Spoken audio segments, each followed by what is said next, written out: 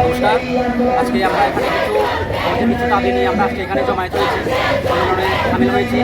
যেমন আমাদের সুশীল কলই স্যার, ডিপার্টমেন্টের একজন স্যার সুশীল কলই, ট্রান্সফার অর্ডার বাতিলের দাবিতে, এবং কিছুদিন পূর্বে আমাদের জুলজি, এডুকেশন, কমার্স ডিপার্টমেন্ট থেকে কিছু শিক্ষককে বদলি করা হয়েছে, তাদের কোনো রিপ্লেসমেন্ট দেওয়া হয়নি।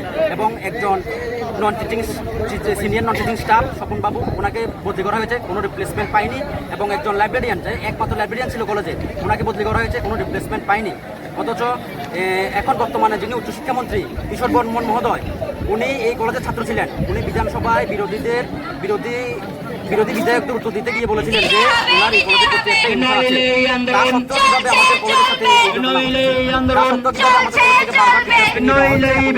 আমাদের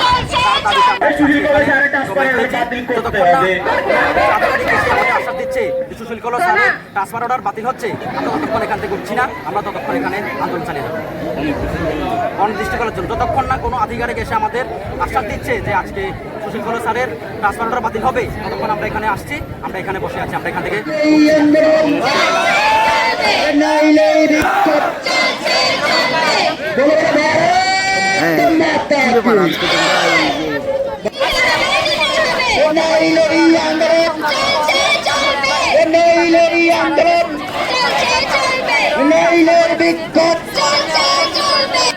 কলেজের স্টুডেন্ট 7,000, তো একজনকে স্টুডেন্টে ক্লাস করানো সম্ভব না, এই জন্য আজকে স্যারের ট্রান্সফার